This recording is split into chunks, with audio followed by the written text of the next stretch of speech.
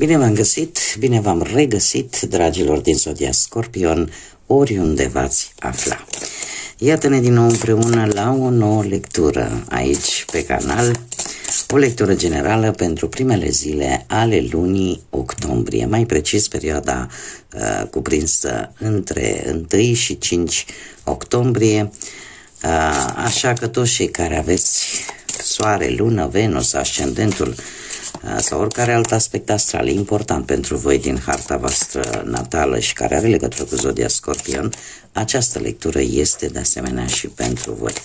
Desigur, nu uitați, vă readuc aminte că este totuși o lectură generală, așa că vă rog să luați decât acele mesaje care rezonează cu voi, restul lăsați-le să zboare în univers, pentru că sigur sunt pentru alte energii care într-o mai mică sau mai mare măsură au o legătură cu Zodia Scorpion. Și haideți să vedem ce ne spun cărțile cu rune pentru dragii mei din Scorpion. Să vedem așa în mare cam ce are de spus. Să vedem.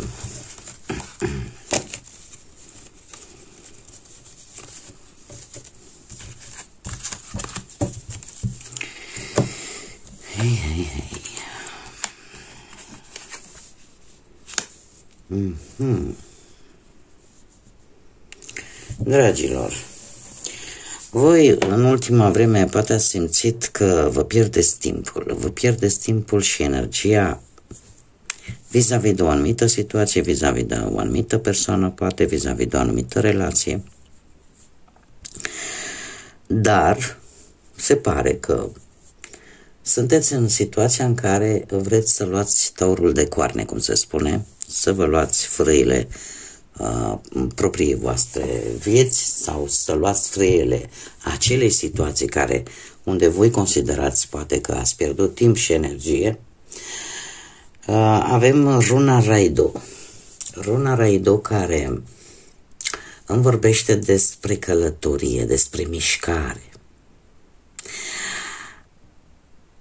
Dar de asemenea ne vorbește și despre progres, despre evoluție, despre faptul că nu ați rămas acolo jos. Indiferent că lucrurile nu v-au ieșit așa cum poate unii dintre voi v-ați fi așteptat, totuși nu renunțați. Nu e ceva nou pentru voi, e ca și cum deja știu ce am de făcut. Da? Și nu vă lăsați, există aici o ambiție, există aici foarte multă hotărâre și, cum am mai spus, sunteți foarte, cum să spun eu, vreți să progresați, sunteți foarte spontani și decizia asta cu călătoria a venit așa, fără să vă gândiți prea mult, pur și simplu, o hotărâre. Următoarea perioadă pentru voi, dragilor, vine cu creștere. La nivel personal vine cu creștere. Avem Hera care ne vorbește despre a recolta tot ceea ce tu ai muncit în urma efortului, a energiei pe care tu ai consumat-o. Faptul că tu nu te vei lăsa, poate o călătorie, poate ambiția pe care o ai să nu te lași, face ca în final să concluzionezi ceva important și benefic pentru voi. Ți-ai învățat oarecum lecția și eu spune mai ales pe partea asta a muncii vine o rezolvare importantă și poate chiar o recompensă. Și asta pentru că efectiv e ca și cum ai zice, eu nu mi-am consumat timpul și energia degeaba, adică nu accepți eșecul. Nu accepți o situație în care tu ai pus totul și n-ai primit nimic. Haideți să vedem ce ne spune și tarotul pentru dragii mei din Scorpion în perioada 1 până pe 5 octombrie inclusiv. Ce vine pentru voi, dragilor? Să vedem.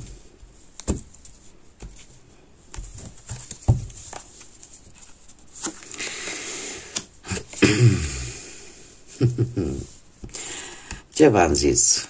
Și tarotul, să știți că spune cam aceeași istorie. Dar bine, o să vedem mai multe detalii. Dragilor, viața voastră în general, în momentul de față, este una foarte energică, în care aveți încredere și mai mare în intuiția voastră și vreți să treceți la acțiune. Este un moment cheie în care o idee bună, așa cum bine am văzut și cu runele, o idee bună la care voi veți pune foarte multă pasiune, dar care vă va ajuta să aveți un început cu foarte mult potențial, indiferent de ce aspect al vieții vorbim. Ce aveți un pic în defavoarea voastră, sau nefavorabil pentru voi, energii de pământ, care trebuie să vă spun că sunt în astrologie, de exemplu, Taur, zodia Taur este opusul vostru, dar este în partea cealaltă a axei. Aici avem, apare și Taur, dar pot apărea și alte zodii de pământ, Fecioară sau Capricorn. Ce este împotriva voastră? E posibil timpul. De ce? Pentru că e posibil ca lucrurile cumva să nu se miște foarte repede. Sau, dacă vorbim de o energie fizică, putem vorbi de faptul că poate cineva care, nu știu, cineva încăpățânat, aș spune, și din care nu iese faptul că nu trebuie făcute lucrurile doar ca această persoană.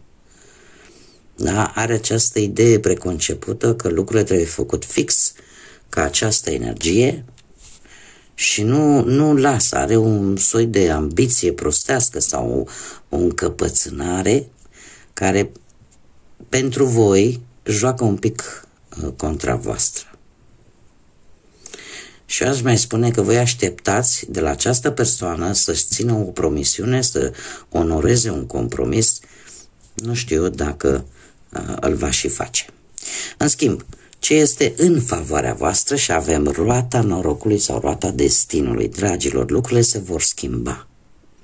Lucrurile se vor schimba când vă așteptați mai puțin. Roata se învârtește.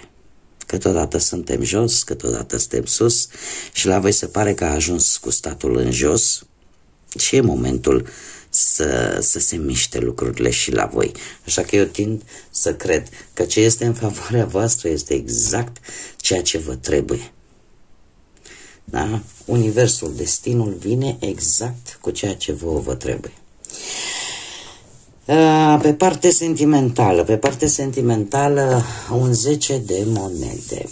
Pentru cei care sunteți într-o relație, relația este una solidă, iar pentru unii dintre voi chiar putem vorbi de o posibilă nuntă, cununie poate, chiar dacă apare și acest interes material.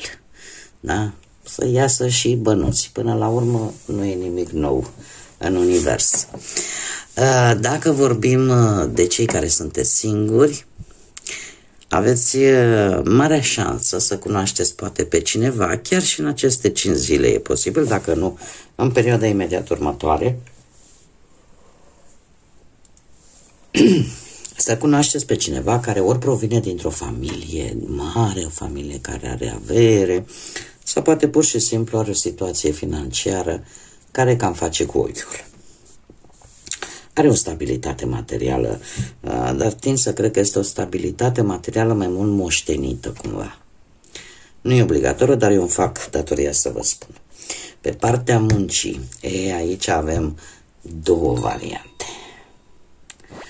Una albă și una neagră, cu care să încep. Hai să începem cu aia neagră și o lăsăm pe aia bună la sfârșit. 7 de spade, cel puțin pe poziția care este pe poziția muncii, îmi vorbește de o anumită neîncredere. Neîncredere vis-a-vis de angajați, dacă voi sunteți în postura de șefi sau dacă voi sunteți angajați, șefii nu prea mai au încredere în voi. Și asta de ce?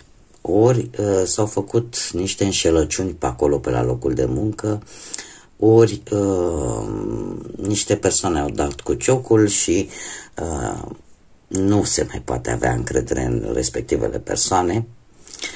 Iar unii dintre voi care căutați, și aici e o chestie generală, da, unii care căutați ceva de muncă, ar fi bine să încercați prin contactele vechi, să întrebați prieteni, amici, cunoscuți, dacă le știți de foarte multă vreme. Da, nu vă încredeți în orice nou venit. Care este partea bună? Partea bună a acestei cărți, că știu că sună un pic ciudat, dar ne vorbește de istețime. Ne vorbește de istețimea de a face față unor confruntări cu alte persoane la care voi v-ați dat seama că nu mai puteți avea încredere. Da? Cel puțin primele zile din octombrie ar fi bine să nu vă culcați pe urechea la tot ce spune, și mai ales persoanele noi cunoscute, insist. Da? Sau pe care le cunoașteți de puțină vreme. E adevărat că poate să apară și de la alte persoane cunoscute de ceva timp, dar în mare parte pe persoanele pe care le cunoașteți prea puțin, nu oferiți încrederea, pentru că încrederea nu se oferă. Da? Nu vine din fabrică, așa că trebuie să se muncească ca să se obțină încrederea. Mergem mai departe, pe partea banilor. Pe partea banilor, nu știu dacă sotiile de... și aici, nu știu dacă am spus la acest 10 de monede că e posibil să fie cineva din zodii de pământ, Taur, Fecioară sau Capricorn. Aici pe partea banilor. Pe partea banilor avem această regină de spade. Nu știu dacă e cineva destul de puternic din punct de vedere financiar, sau cel puțin joacă un rol important din punct de vedere financiar pentru voi. Este cineva care are de obicei, cum să spunem, se face foarte respectată numai prin simpla ei prezență, prin felul în care vorbește. Spun a ei pentru că este o regină. Poate să fie și o energie masculină, da? Pentru că totuși e o lectură generală. Dar în principal ar putea să fie mai mult o energie feminină. Dar este cineva cu care nu te joci, dar care, paradoxal, pentru voi joacă sau va juca un rol important din punctul ăsta de vedere. Poate că unii dintre voi aveți un ascendent într-o zodie de aer, cum am mai spus, Gemeni, Balanță, Vărsător. Atunci, în cazul acesta, e posibil să vorbim de a fi inteligent în manevrarea banilor. Nu veți da banii aiurea, nu veți cheltui impulsiv și eu aș mai spune că veți aborda o atitudine destul de strictă când e pe partea asta a banilor. Cumva, chiar și atunci când vă veți impune punctul de vedere, o veți face într-o formă în care ceilalți din jurul vostru se vor teme. Deci, cred că nu o să dați voi cu ei în stânga și în dreapta. Cel puțin nu în aceste prime 5 zile din octombrie. Haideți să vedem ce mesaj am pentru voi, dragilor, din Scorpion, pentru acest început de octombrie. Și avem: încetează să mai repeți același lucru din nou. Acum, adevărul este că voi, dragilor, aveți fascinarea voastră, aveți încântarea voastră mistică și magnetică, dar de multe ori când aveți câte o problemă de asta puternică, sau poate nu neapărat foarte accentuată, tindeți să vă o dați pe toate părțile, în toate direcțiile, o împărțiți în 15.000 de bucăți, în căutarea poate unui adevăr, în căutarea dreptății, în căutarea acelui lucru care pe voi poate să vă convingă de ceva. Și în felul ăsta nu vă dați seama că se repetă un patron, mă scuzați, am spus în spaniolă, se produce un fel de obicei care nu prea este tocmai benefic pentru voi. Tocmai de aceea oprește-te în a repeta mereu același lucru. Mai poate să fie și situația în care poate unii dintre voi, nu știu, să faceți niște gesturi vis-a-vis poate de o anumită persoană, parcă fără să vă dați seama că nu merge la infinit. Da? Așa că cam ăsta este mesajul cu care vine acest început de octombrie. Sau poate că voi vă repetați în mintea voastră un lucru de 15.000 de ori, în ideea poate de a salva o relație sau în ideea de a ieși dintr-o situație. De multe ori trebuie să te oprești. Trebuie să te oprești, să pui stop și să o iei de la capăt, dar fără să mai repeți aceleași lucruri. Bun, dragilor, cam atât am avut pentru voi pentru acest început de octombrie. Eu vă mulțumesc că ați fost alături de mine, vă mulțumesc tuturor pentru mesaje, pentru comentariile frumoase, pentru distribuiri, pentru faptul că sunteți aici alături de mine și trebuie să vă spun că sunteți number one la Zodii. Deci sunteți minunați și eu vă mulțumesc din suflet pentru toate aceste minunate gesturi. Le aștept, desigur, am nevoie de voi și pe viitor. Cei care încă nu s-au abonat, dacă v-a plăcut, dacă considerați că aceste lecturi vă pot ajuta sau poate vă stârnesc curiozitatea, nu ezitați, abonați-vă. Eu vă aștept cu mare drag aici la fiecare lectură să ne întâlnim. Este gratuit, nu costă absolut nimic, decât dorință, pentru că putință este.